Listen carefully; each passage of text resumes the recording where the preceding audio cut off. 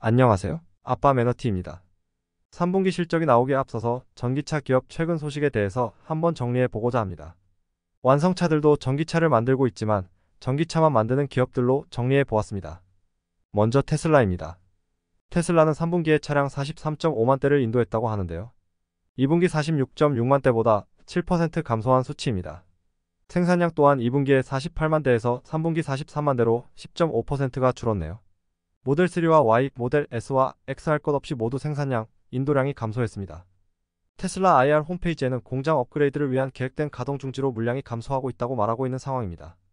2분기 실적 발표 당시 올해 인도량을 180만 대를 목표로 하고 있다고 했는데요.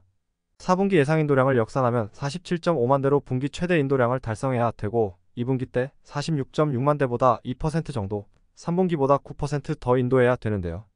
그래서 그런 걸까요? 10월 6일 기사에 따르면 테슬라가 모델 3, 모델 Y 가격을 최대 300만원 인하한다고 나왔습니다. 모델 3는 기존의 4240달러에서 38,990달러로 1250달러를 내렸는데 3.2% 감소한 수치입니다. 모델 Y는 54,490달러에서 52,490달러로 2000달러 내렸고 3.7% 줄었습니다. 가격 인하 원인을 따로 밝히지는 않았지만 아무래도 연간 인도량을 맞추기 위한 대책이 아니었나 생각이 듭니다.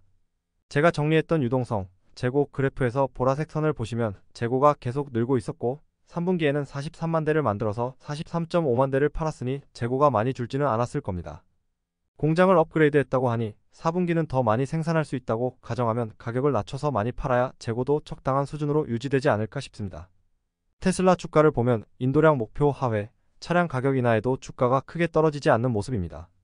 이미 이런 악재들이 주가에 반영되어 있다는 의견이 많고 개인적인 생각은 3분기 인도량을 발표하고 나서 보니 충분히 목표한 180만 대를 달성할 수 있지 않나 싶습니다. 그리고 차량 가격까지 인하했으니 180만 대 이상 초과 달성하지 않을까요? 다른 기사를 찾아보면 CATL 배터리를 넣은 테슬라 Y가 국내에서 9월에만 4,000대가 팔렸다는데 8월에 431대의 거의 10배 수준입니다. 이 수치는 국내 전기차 9월 전체 판매량을 넘은 수치며 정부 보조금을 받는 기준으로 차량 가격을 낮춰서 모델 Y의 실제 구매 가격이 4천만 원대가 된다고 하네요. 테슬라가 전기차 시장을 장악하고 있어서 가격을 내린 만큼 판매량은 그 이상의 효과를 내게 되고 수익성은 줄어들 수 있지만 경쟁사들이 더 힘들어지지 않을까 싶네요. 3분기 인도량을 근거로 연간 180만 대를 달성한다는 가정하에 실적을 대략 예상해보면 3분기는 2분기보다 인도량이 줄었기 때문에 매출이 2분기보다 감소할 것으로 보이고요. 4분기는 생산량은 2분기보다 2% 증가했는데 가격을 3% 정도 낮췄으니 47.5만 대만 팔면 2분기보다 매출이 안 나올 가능성이 높겠네요. 그리고 수익성은 가격이 나은 만큼 3, 4분기에 두 자릿수 영업이익률도 깨질 수 있습니다. 그 다음은 리비안입니다. 리비안이 15억 달러, 2조 원 규모의 전환사채를 발행하면서 주가가 23% 하락했습니다.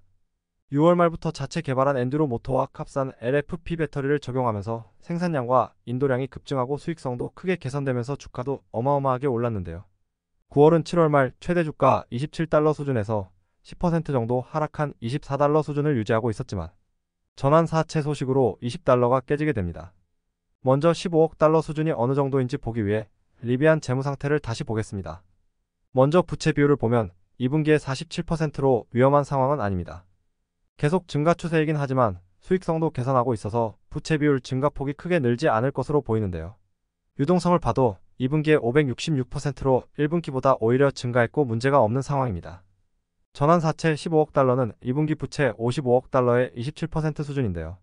제 생각에는 재무제표상 그렇게 큰 문제가 없었는데 전체 부채의 30%에 달하는 전환사채를 발행한다고 하니 주주 입장에서는 심각성이 더 크게 받아들여질 것 같습니다.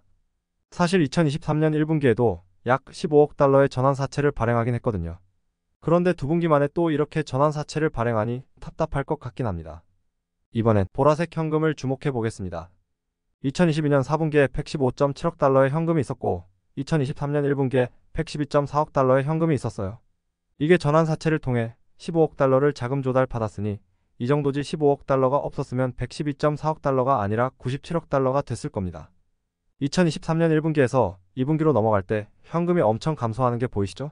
이걸 통해서 유추해 본다면 앞으로 생산량이 더 늘고 비용도 많이 쓰게 되면서 현금이 급속도로 소진되는 게 아닌가 싶습니다. 유동성도 다시 보면 2021년 1분기의 유동 비율이 1119%였거든요. 2023년 1분기에 전환사채를 안 받기 전까지는 엄청난 속도로 유동성이 줄고 있는 모습입니다. 그만큼 상황이 개선되어도 경영상의 어려움이 있다는 것을 알 수 있는데요. 제가 오늘 정리할 기업들의 주가를 보면 리비안의 영향인지 돈을 벌고 있는 테슬라를 제외하고는 10월 5일에 모두 주가가 크게 하락했습니다. 이렇게 되면 나머지 기업도 비슷한 상황일 거라는 인식이 깔려 있겠죠. 기사를 보면 리비안이 발표한 3분기 예상 매출은 12.9억 달러에서 13.3억 달러로 월가 예상치와 비슷한 수치라고 합니다. 2023년 1분기에서 2분기에 엄청난 성장을 보여주고 나서 다소 성장 속도가 빠르게 둔화된 감이 있는데요. 3분기의 실적이 발표되면 수익성은 얼마나 개선되었고 현금이 얼마나 되는지 잘 체크해 봐야겠습니다. 다음은 루시드입니다. 루시드는 10월 6일 기사에서 에어퓨어 RWD라고 하여 보급형 세단을 출시했는데요. 가격은 기존의 최저가 모델인 사륜구동 에어퓨어보다 5천만 달러를 낮춘 77,400달러라고 합니다. 고성능, 고급 디자인으로 높은 가격임에도 럭셔리 전기차를 추구했던 루시드가 가격 경쟁력이 떨어지면서 내린 대책으로 보고 있습니다. 다른 영상에서도 말씀드렸지만 테슬라는 모델 Y 차 가격을 낮춰서 정부 보조금까지 받으면서 판매량이라도 늘렸지만 루시드는 차가 워낙 비싸다 보니 정부 보조금도 못 받아서 그 지원분을 포인트 형식으로 고객들에게 돌려줬다고도 합니다. 이렇게 어려운 상황이다 보니 이날 주가는 7% 정도 하락했어요. 3분기 생산, 인도량 실적도 아직 나오지 않고 있습니다. 실제로 실적을 보면 2023년 2분기 실적은 2022년보다 매출, 영업이익 모든 면에서 안 좋은 상황이었거든요. 까봐야 알겠지만 3분기의 실적이 좋았다면 자신있게 3분기 생산, 인도량 실적을 내놓지 않았을까 생각합니다. 여기에 재무상태를 보면 사우디 국부로부터 30억 달러를 조달받지 않았다면 2023년 2분기에 현금이 다 소진되는 상황이었다고 봐도 무방할 것 같습니다. 계속 사우디에서 지원해줄 가능성이 크지만 현재 기업 상황은 리비안보다 더 안 좋은 상황이라고 생각이 드네요. 다음은 니콜라입니다. 니콜라는 수소차이긴 하지만 전기차도 하고 있어서 같이 넣어봤습니다. 니콜라는 시간이 좀 지났지만 9월에는 전환사채 발행과 수소트럭 공식 출시로 주가가 크게 상승했었습니다. 먼저 전환사채로 4천만 달러를 조달받았는데요. 리비안도 전환사채를 받았는데 23% 주가가 하락하고 니콜라는 이날 7% 상승했는데 분위기가 상반됩니다. 제 생각은 리비안은 재무상태가 문제없는 줄 알았는데 뒤통수를 맞은 느낌이고 니콜라는 이미 힘든 건 알고 있었고 지금 이렇게 힘든데 자금 조달을 받을 수 있을까 걱정을 하다가 자금 조달에 성공해서 그런 것 같습니다. 재무상태를 보면 부채 비율은 118% 건전하다고 볼 수 있지만 현금이 2023년 1분기에 최저치를 찍었다가 2분기에 다시 증가는 했는데요. 현금 흐름을 보면 계속되는 적자로 자금을 계속 수혈받으면서 이 정도 상태를 유지한 겁니다. 자금 조달이 한 분기라도 없었으면 매우 힘들어지는 상황이 됐겠죠. 유동성도 2023년 1분기까지 정말 안 좋았는데 2분기에 조금 숨을 돌렸습니다. 2023년 1분기만 보면 유동 비율이 120%이지만 유동 자산에서 재고를 뺀 수치는 유동부채보다 모자란 상황이었어요. 니콜라는 앞으로 자금을 계속 수혈받을 수 있냐도 중요한 포인트라고 생각이 듭니다. 그 다음은 9월 28일 수소트럭 FCEV 상용 출시 행사를 가졌습니다.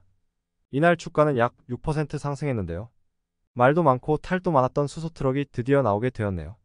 기사에 따르면 니콜라 수소트럭은 최대 500마일, 약 805km의 주행거리를 자랑하고 연료 충전 시간이 20분밖에 안 된다고 합니다.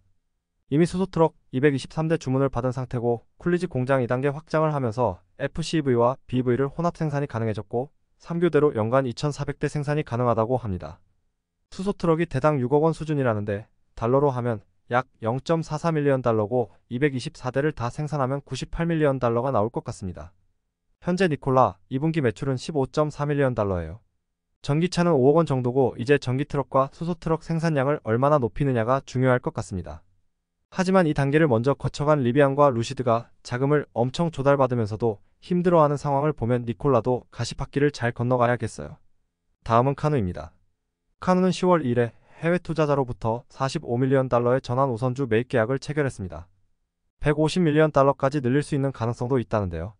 최초 발행일로부터 5년 동안은 연 배당금 7.5%를 지급하고 그 이후로는 1.5% 증가한다고 합니다. 최고 한도는 12%까지고 2296만 주를 매수한다고 해요. 카누는 아직 매출도 없는데 재정 상태가 정말 안 좋습니다. 재무 상태를 보면 2분기 부채 비율이 124%로 건전한 상태이지만 현금이 5밀리언 달러로 거의 바닥입니다. 여기에 유동성을 보면 2분기에 13%예요. 보통 150%는 되어야 숨 돌린다고 보는데 13%면 엄청 안 좋은 상황이죠. 1년 안에 갚아야 될 유동부채가 202밀리언 달러인데 자금이 턱없이 부족합니다. 그나마 이번 계약으로 45밀리언 달러를 조달받지만 금방 소진될 것으로 보입니다. 또 다른 자금 조달 방법을 강구하고 있을 것 같습니다.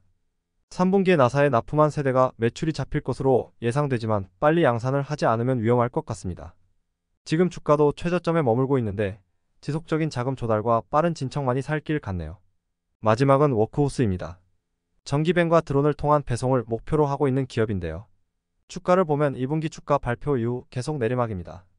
2분기 실적 발표 때 W56 모델 인증 및 보조금 인증이 늦어지면서 2023년 연간 매출 가이던스가 낮아진 것이 주가 하락의 주요 원인으로 보입니다. 9월 6일 W56 차대를 생산하기 시작했다는 기사가 있습니다. 워크호스가 처음부터 설계한 최초의 특수목적 클래스 플랫폼이라고 해요. 9월 말부터 W56 완전체를 생산할 계획이며 4분기 초에 데모용 차량을 인도할 예정입니다. 그 다음 9월 10일, 12일에 주가가 오른 적이 있는데 이때는 늦어졌다는 보조금 인증을 승인받았다고 합니다. 앞으로 판매한 차량에 대해서 4만 달러의 세금 공제를 받을 수 있다고 하니 그만큼 고객들에게 할인해줬던 것을 안 해도 돼서 실적 향상에 도움이 될 것 같습니다. 하지만 이런 호재에도 주가는 계속 하락세인데요. 9월 23일 30일 거래일 연속 주가가 1달러 미만으로 떨어져서 기준을 충족하지 못했다는 통지를 받았습니다. 이 부분은 확실히는 모르나 내용을 보면 180일 정도 기간이 연장되었고 이때도 달성을 못하면 상장 폐지된다는 내용인데 그때도 계속 1달러 미만이면 주식을 합칠 것으로 보입니다. 문제는 합치면 주가 자체는 높아지고 그만큼 추가 하락의 여지가 있어 보이네요. 워크호스는 아직 재무상으로는 큰 문제는 없습니다. 부채 비율은 65%로 괜찮은 상황인데 현금이 빠르게 줄고 있는 것은 신경 써야 될 것 같아요. 유동성은 200%대로 재고를 뺀 유동 자산을 봐도 유동부채보다 높기 때문에 당장은 괜찮습니다. 오퍼링 금액이 120.7밀리언 달러가 남아서 당분간은 문제 없겠지만 앞에 언급한 기업들처럼 적자인 상태의 생산을 늘릴수록 비용도 커지는 부분을 감안해서 봐야겠습니다. 오늘 정리한 전기차들 상황을 보면 테슬라 말고는 정말 어렵다고 볼 수 있는데요. 핵심은 흑자가 될 때까지 원활한 자금 조달과 운영에 달린 것 같습니다. 이제는 인증이 됐고 양산을 시작했다는 것은 단기로 주가에 영향을 주겠지만 장기로 주가가 상승하려면 결국 돈을 번다는 모습을 보여줘야 될 것 같습니다.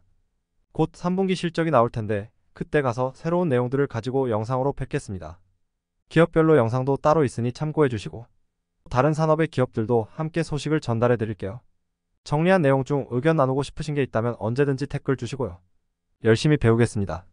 시청해 주셔서 감사합니다.